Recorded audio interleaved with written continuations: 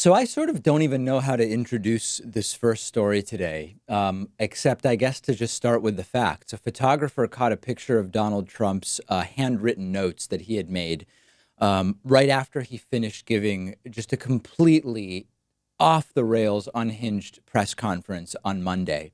And in the handwritten notes, which were photographed, Trump had the terrorist group Al Qaeda written as Alcaida, all one word, more like a superfood berry of some kind than the terrorist group.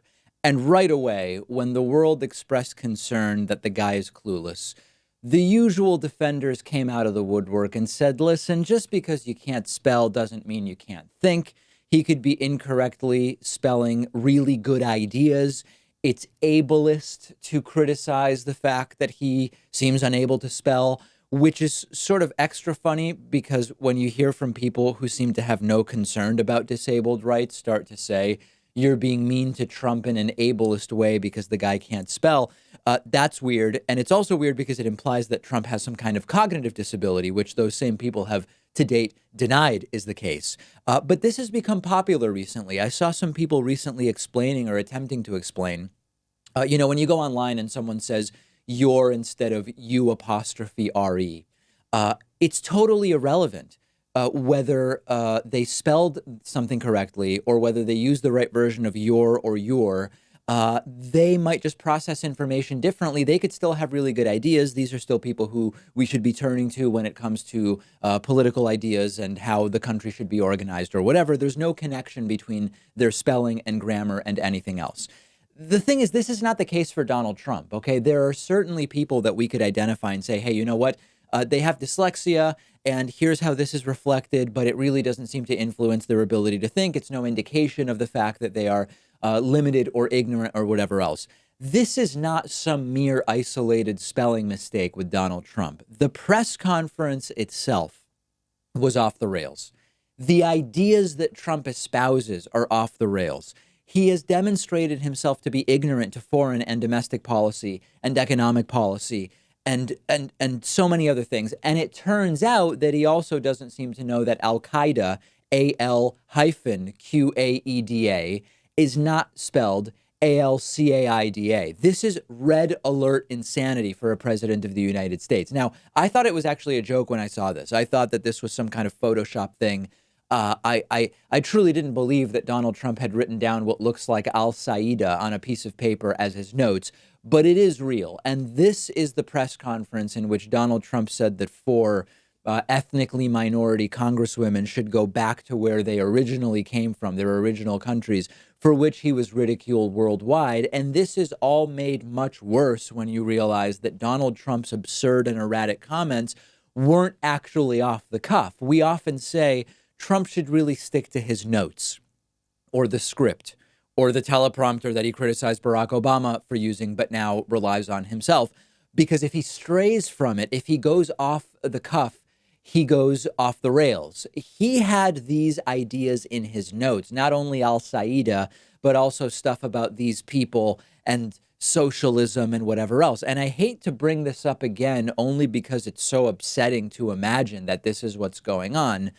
Obviously, this is renewing fears and concerns about dementia or cognitive decline in Donald Trump. Yeah, Trump might just be a bad speller in addition to being completely ignorant and narcissistic and xenophobic and racist and a sexual predator. But once again, we do have to confront the possibility that there's cognitive decline here. And every new glimpse we get into the mind of Donald Trump is only increasing the concerns that this is more than just a guy who can't spell and has bad ideas. This is a story about winning the birth lottery, okay? Trump is a guy who, if he were not the son of a millionaire who gave Trump a small loan of $1 million to start a real estate business, would be the guy ranting about Jesus on the subway platform, okay? Were it not for being the CEO his entire life, like if Trump actually had to work somewhere like a normal employee, his personality combined with his ignorance would make him unable to hold a job. In any other country, by the way, Trump would only be a billionaire real estate dude. He would not have become president of the United States. Here in the United States, we have the sort of special privilege, as some might call it, and I'm using that term sarcastically, We have the special privilege of having 60 million people who thought this was a good idea when they voted back in November of 2016, or at least a better idea than Hillary Clinton. So this is a combination. This is a rare combination that we have of someone who, to go back to the beginning of the story, yes, can't spell and is a narcissist, xenophobic, ignorant, whatever, who also only even had the possibility of running for president because of winning the birth lottery in the United States, and had the benefit of tens of millions of ignorant people in the United States who thought it was a good idea to vote for him. It really takes, we talk about the multiverse theories, multiverse hypotheses about you can imagine that there are an infinite number of additional universes in which everything is possible, where you are king of the United States and whatever else. We seem to be in one of those wacky scenarios where the stars have aligned, so to speak, and Donald Trump has been able to become president of the United States. And it's bad.